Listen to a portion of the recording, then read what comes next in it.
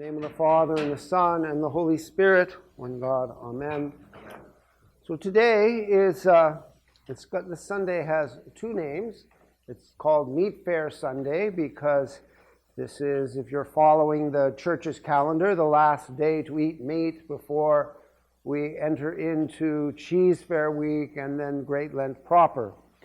But it's also called the Sunday of the Last Judgement because of the gospel reading we read today, which comes from the end of Matthew 25 about the separation of the sheep and goats.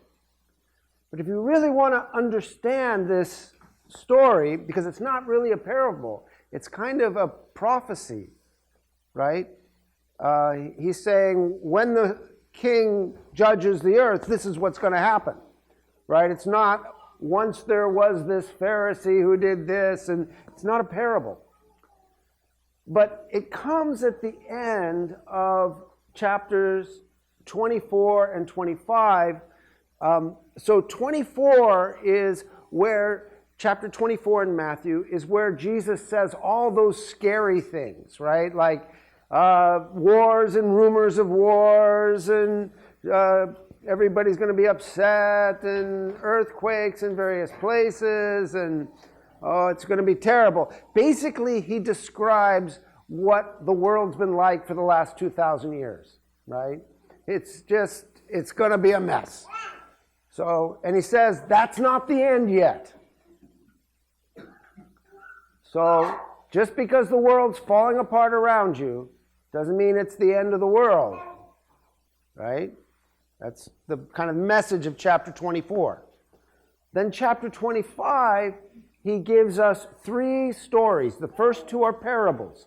The first parable is the parable of 10 young women or 10 virgins. The monks like to make a big deal about the virgins because the point of the story is even if you offer your virginity to God as a sacrifice, it's not enough.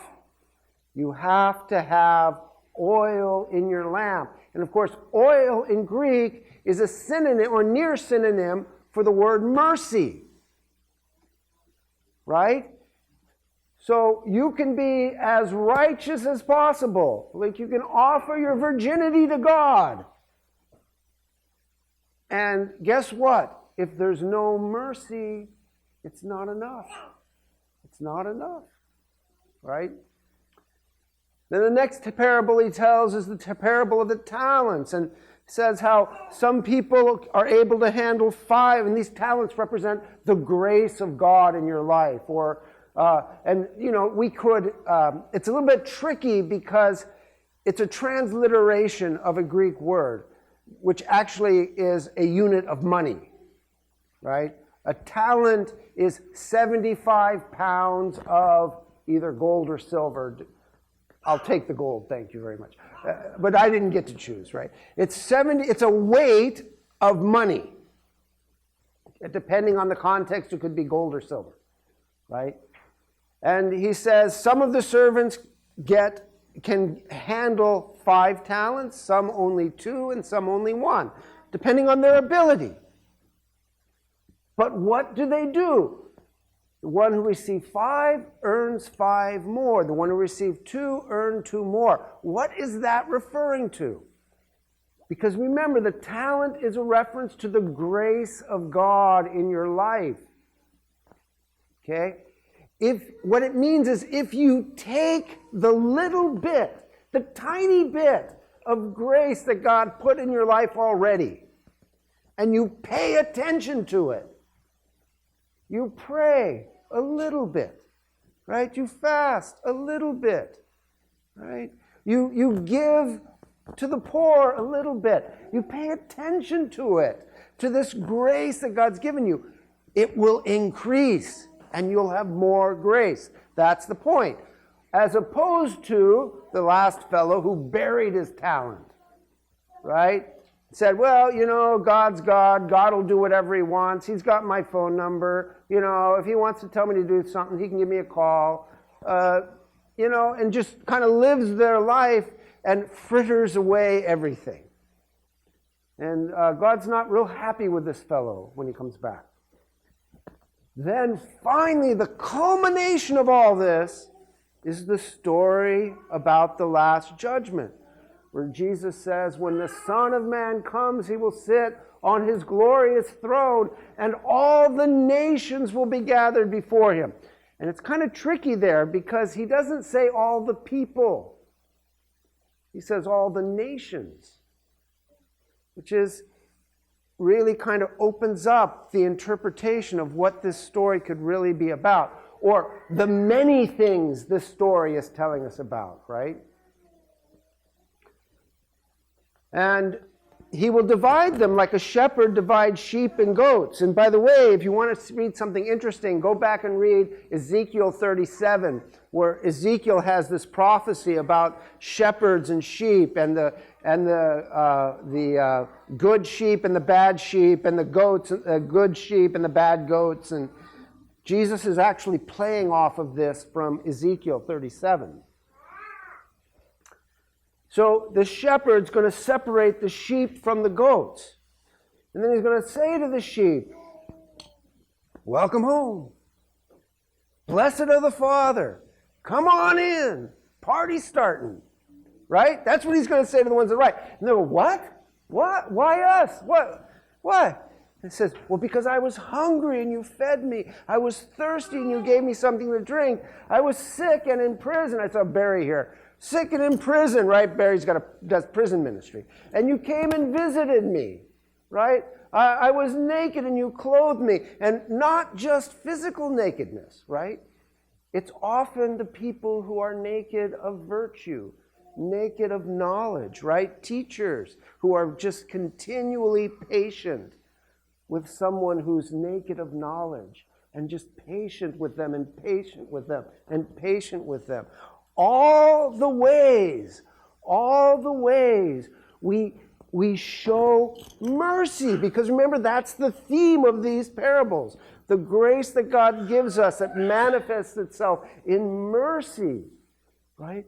All the ways we show mercy, especially to those who we suspect don't deserve it, right?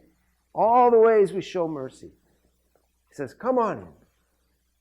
And they say, well, when did we ever do that? You know, you died and rose again 2,000 years ago. I haven't ever seen you. Like we read in the epistle about Paul saying, I have seen Jesus Christ. Well, lucky you. I haven't. I've seen his icon, but that's as close as I've gotten. And then Jesus says to those guys, inasmuch as you did it to the least, you did it for me. You did it to me. Inasmuch as you did it to the least. So, close your eyes and think for a minute. Who's the person in your workplace or family, the extended family or school, or who's the person who's the least?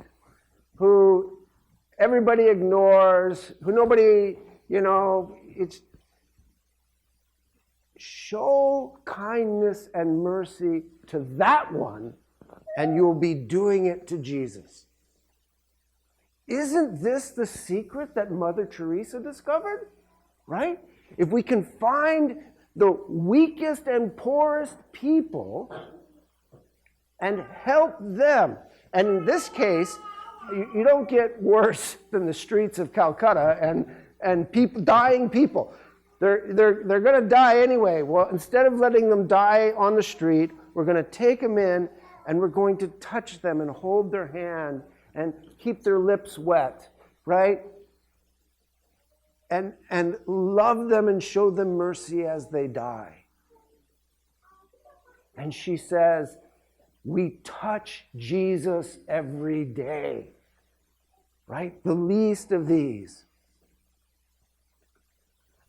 But then he says to the goats, and it's really interesting. John Chrysostom he says some really, if you ever really, really want to kind of feel like you got a little spanking, read John Chrysostom and Basil the Great on these passages, because they don't hold back.